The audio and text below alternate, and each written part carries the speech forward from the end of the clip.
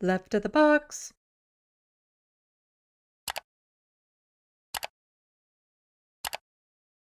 Earlier this week, there was a pop-up protest, I guess you could say.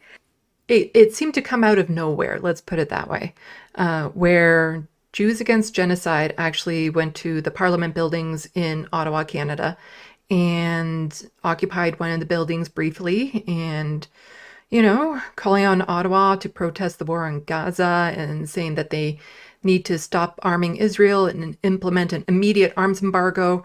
And they had a whole bunch of people go there. About 14 people were temporarily held. Some of the news articles and stuff are saying arrested, but they were all released with no charges. But we'll get to all of that. Here in Canada, the way that you found out about this first was through Democracy Now!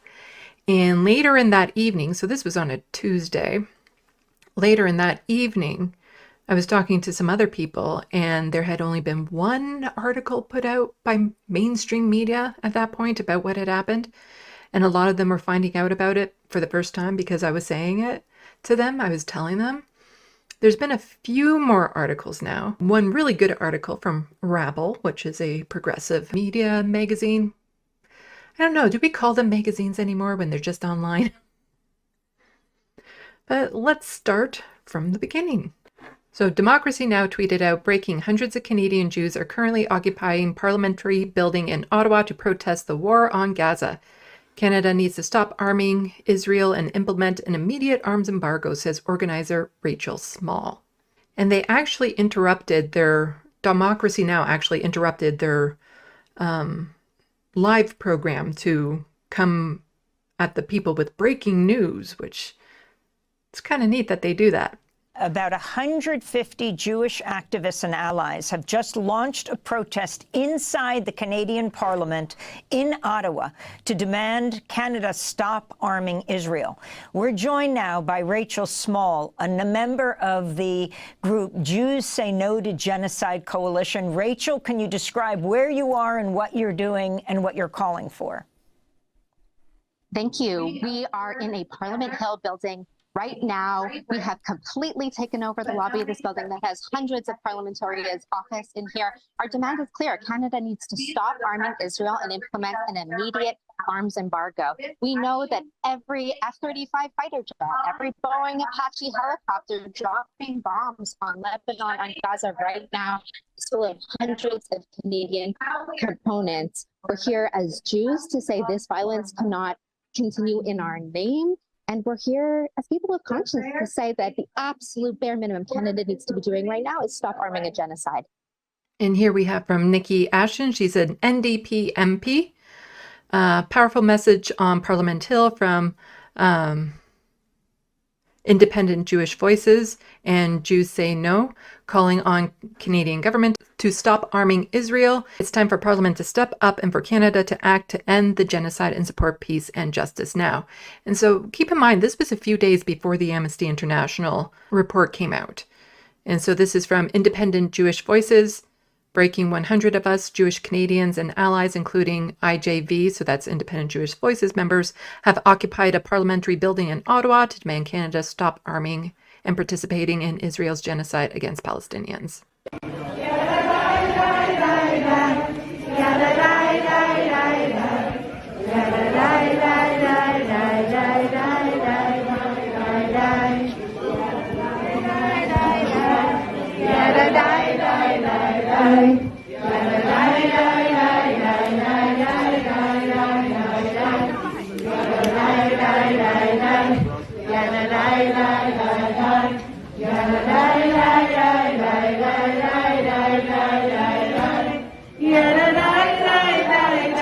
See, they're very peaceful, not being aggressive at all, just peacefully protesting, sitting down on the steps.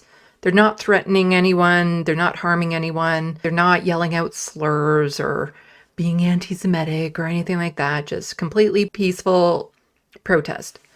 And so we have this article here from rabble.ca, and Jews staged sit-in at parliamentary building in protest to Israel's genocide in Palestine. And so this is a good progressive blog, magazine, I don't know what they call themselves, to follow for Canadian news.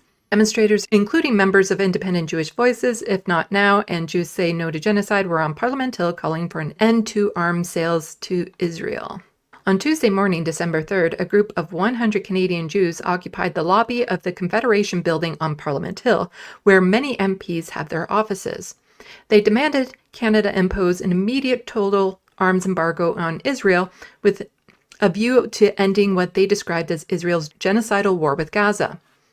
The activist Jews, who came from a variety of Canadian cities and towns, prayed, sang, invoked Jewish holy texts such as the Quran and Talmud, and chanted, "Not another nickel, not another dime, no more money for Israel's crimes.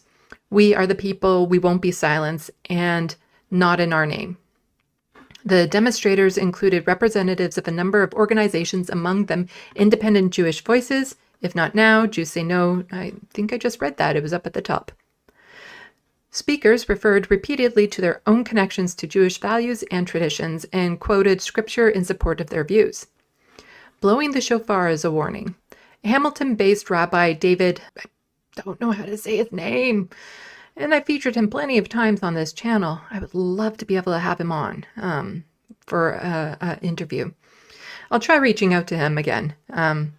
So anyway, Hamilton-based Rabbi David harkened back to another rabbi who marched with U.S. civil rights leaders Martin Luther King many decades ago. That rabbi had said, "When I march, I pray with my feet." David said Jewish holy texts refer to the many good deeds which one should undertake, the text says, as opportunity presents itself. When it comes to one category of good deeds, again, I don't know how to say this word, however, the obligation to act is greater. Jewish tradition and laws enjoin Jews to actively pursue justice and peace, however difficult or inconvenient such pursuits might be. David criticized mainstream Canadian Jewish organizations for their passive and uncritical loyalty to the current far-right regime in Israel headed by Benjamin Netanyahu. The rabbi said one should never arm people who are prone to violence.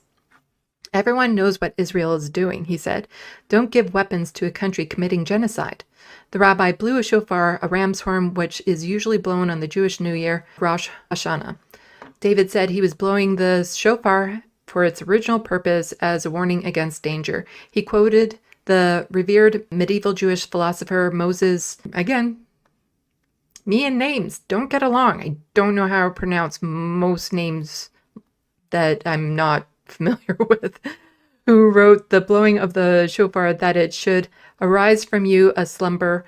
You who are asleep, wake up from your deep sleep. You who are fast asleep, search your deeds, repent and remember your Creator. And we don't actually get to hear him blow the shofar, but this is leading up to it. So this is David right there. Again, ye slumberers, look at your deeds. What are you doing? You must change your ways or you are doomed. That goes all the way back to Isaiah, to Micah, to Jeremiah. So I'm going to blow the shofar, God willing, if I can. Rabbi. Woo! I'm not just blowing a shofar. I'm sounding an alarm. He needs a majority report soundboard. Never again applies to everybody. Longtime activist founder of Rabble.ca and current Rabble columnist Judy Rebick also spoke. She pushed back against those in Canada who questioned her Jewish credentials because she is a self-styled secular Jew. She pointed out she was brought up in an Orthodox Jewish home and said she retained valuable lessons from that upbringing. Most notable among those is that Jews believe in supporting oppressed people. Judy has long been a lovely voice among Canadian Jews for nonviolence and just solutions to the Israel-Palestine conflict. At the Ottawa rally, she expressed gratitude that there are now many more in the Jewish community who are willing to put themselves on the line to defend the rights of Palestinian people. "I feel more a part of the Jewish community than I ever had," she said. Despite all she has witnessed during her long-standing advocacy for Palestine, Judy added that she had never imagined she would be obliged to condemn genocide committed by Jews. Judy invoked the phrase "never again," which was coined to express humanity's commitment to never allow a repeat of the Holocaust inflicted on the Jews, the Roma, and others more than 3/4 of a century ago. Never again, she said, applies to everybody. So this is Judy. Known in the pro-choice struggle in this country. And I learned from Dr. Henry Morgenthaler how to be brave. Day after Henry, how do you go on day after day knowing there's people who want to kill you, knowing there's people who want to do harm to you, who want to stop you from what you're doing, and you went to jail, and you're going to go to jail again maybe. And you know what he said? He said, Judy, I who could have been a grain of sand but survived, because he's a Holocaust survivor. He was a Holocaust survivor. I who could have been a grain of sand can only devote my life to helping other people. And that to me is the heart of Judaism. I'm a secular Jew, and the trolls say, oh, she's not really Jewish. But I am Jewish. I was born and raised, and what I was born and raised to know is that Jews believe in supporting oppressed people. They don't oppress people.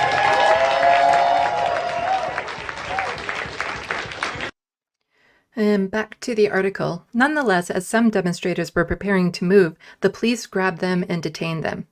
Ella Flanders of Toronto was among those. She said the police officer who arrested her said she was taking too long to move. She, like 15 others, was held briefly, then released. Her arresting officer told her she could be charged with trespassing and resisting arrest. The same officer also said protesters who had moved outdoors to continue the rally on the wide sidewalk in front of the Confederation building risked being charged with the serious criminal offense of mischief. Yes. Expressing freedom of expression in Canada on sidewalks in front of Parliament buildings, wide sidewalks in front of Parliament buildings. Yeah, but these police were charging them with mischief. The legal definition of mischief includes the willful destruction of property, making it dangerous or useless to others. This charge can also be laid if you obstruct or interfere with other people's lawful use and enjoyment of property. None of that definition would have applied to the demonstrators who occupied only a portion of a sidewalk on Ottawa's Wellington Street on December 3rd. In 2022, when truckers and their allies entirely occupied the same area with giant, noisy, and polluting vehicles, the cops showed far more patience and tolerance. Yes, so after just a couple of hours, the cops are threatening to charge pro-Palestinian protesters with mischief. But when the Freedom Convoy was there, doing all sorts of destruction, interference, blocking roads, making people's lives hell for over 3 weeks. Yeah, it's funny how that double standard always seems to work in one direction. The Ottawa police chief at the time even went so far as to interpret that highly disruptive, borderline violent action as an exercise of constitutionally protected mobility rights. What a difference 2 years make. Indeed. And so we have a few more videos to watch from this.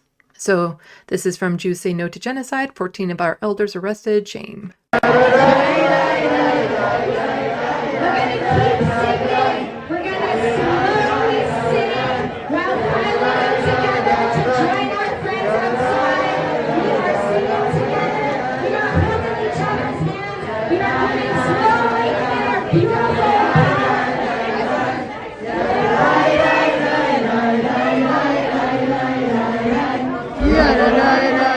After that, so we've brought the protests outside as we demand the release of 2 arrestees. We know that all of the F-35 fighter jets, to name one example, all of the Apache helicopters raining bombs on Lebanon and Gaza right now are filled with hundreds of Canadian components, millions of dollars of Canadian parts each. This is for shame. We will not settle for their wars.